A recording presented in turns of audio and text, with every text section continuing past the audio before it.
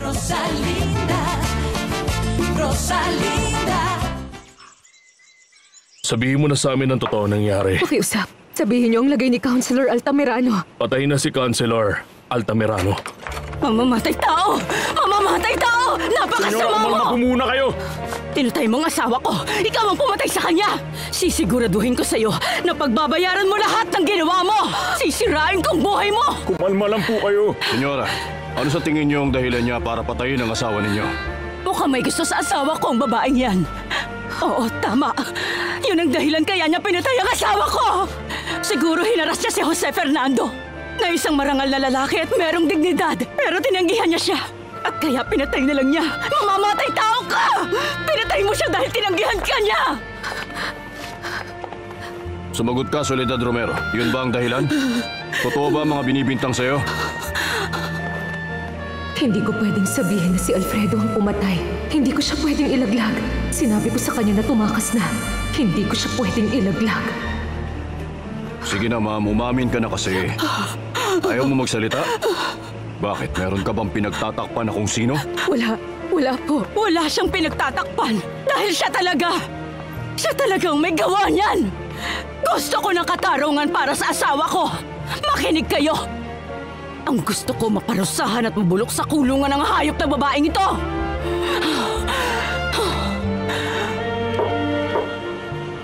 Magsitahimik kayong lahat. Nandito tayo ngayon sa lugar na ito para ipalabas na ang hatol sa kaso ni Soledad Romero. Napatunayan sa hukumang ito na ang nasasakdal ay nagkasala sa salang pagpatay kay Jose Fernando Altamirano. Kaya hinahatulan siya ngayon ng 25 taon na pagkakabilanggo. Hindi!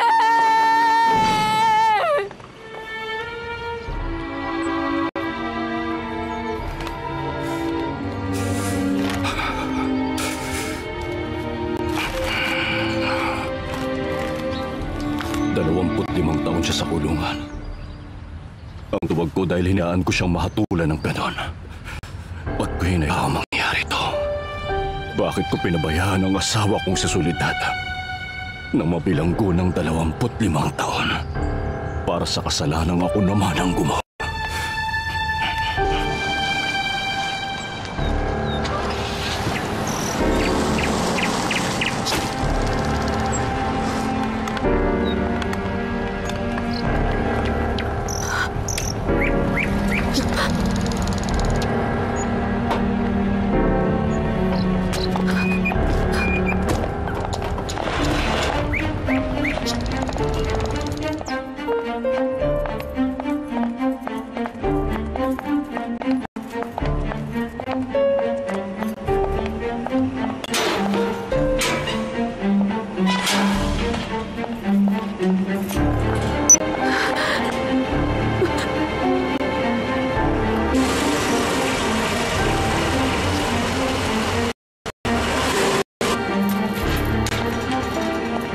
May bisita ka, Soledad Romero.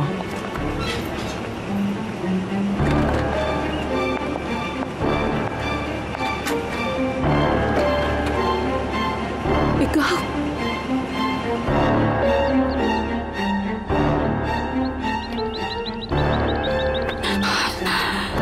Tayo na, Fernando Jose. Ang iyong papa, nasa kabilang mundo na siya.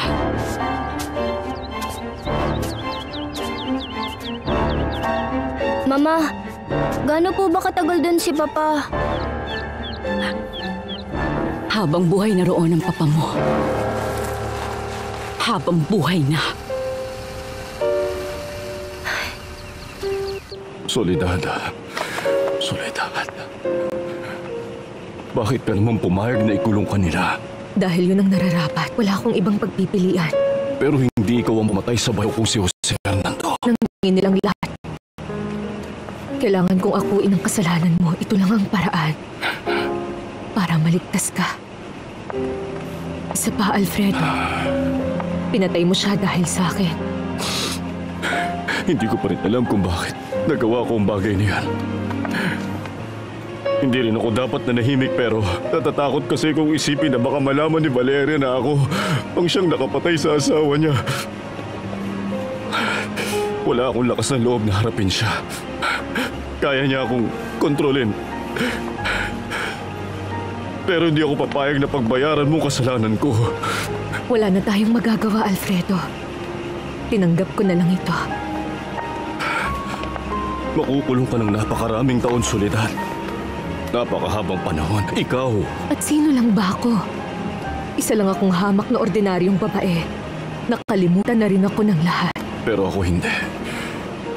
Makakalimutan mo rin ako. Hindi na po ba talaga natin makikita si Papa, Mama? Ganon nga, Iho. Hindi na. Kahit kailan. Hindi na bumabalik ang mga patay. Talagang patay na ang papa mo. Pinatay ang papa mo ng isang masamang babae na nasa kulungan na. Na balang araw, makakalaya pa rin siya. Ang pangalan ng babaeng yon ay Soledad Romero. Gusto kong kamuhian mo siya habang buhay. Siya ang pumatay sa iyong papa. Dahil po ba sa kanya kaya iniyan kayo ni Papa? Hindi, Iho. Hindi ako nag-iisa. Dahil nandito ka. Mula ngayon, ikaw na ang papalit sa papa mo.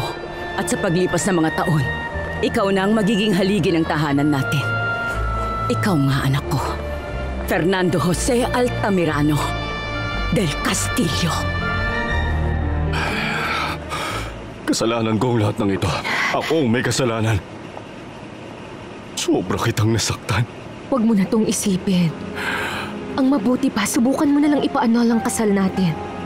Soledad, hindi ito kakayanin ng konsensya ko. Ako ang papasan sa bigat ng konsensya mo. Hindi ito pa pwede. Umalis ka na rito. Huwag mo na akong pupuntahan dahil lalala lang ang sitwasyon. Isipin mo na lang napatay na ako. Pero, yung sakripisyo mo... Hayaan mo akong makagawa ng isang magandang bagay na para sa'yo lang.